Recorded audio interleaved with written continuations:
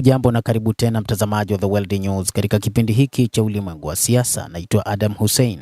Iran imethibitisha kwamba kamanda wake mkuu wa jeshi hilo ameuawa kutokana na mashambulizi yaliyofanywa na Israel. Shirika la habari la Fars limeripoti kuwa Ali Shadman, mkuu wa kitengo cha utoaji amri cha makao makuu ya kijeshi cha Khatam al-Anbiya cha Iran, alifariki kutokana na majeraha aliyoyapata wakati wa makabiliano ya kijeshi na Israel.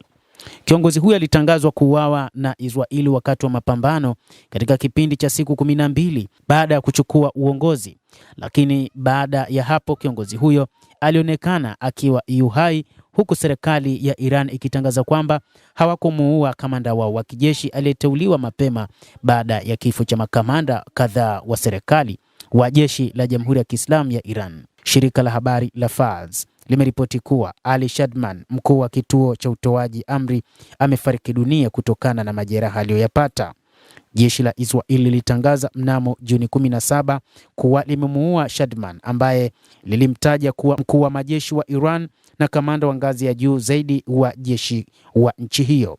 Meja Jenerali Gholam al-Rashid aliwahi kuwa mkuu wa kituo cha amri cha makao makuu ya IRGC ya Khatam al-Anbiya, lakini aliuawa katika mashambulizi ya anga ya Israel yaliyolenga makamanda wakuu wa jeshi la Iran, maeneo ya nyuklia na wanasayansi mnamo Juni 13, usiku wa kwanza wa makabiliano ya kijeshi kati ya nchi hizo mbili.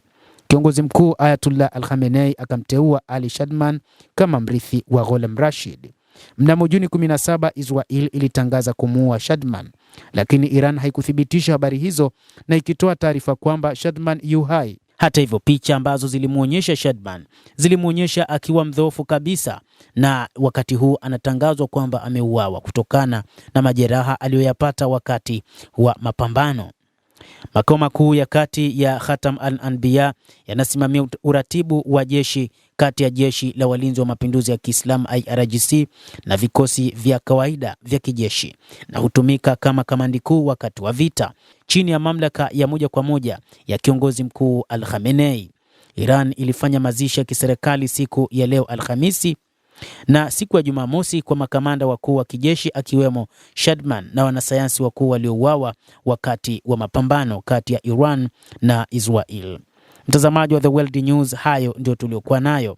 Ni kifo kilichotangazwa cha Bwana Shadman, moja kati ya makamanda wa Iran aliyeuawa wakati wa mapambano. Endelea kuwa nasi, lakini usisahau kulike, kucomment, kadhalika na kusubscribe chaneli hii ili upate habari hizi kwa mapana kupitia The World News.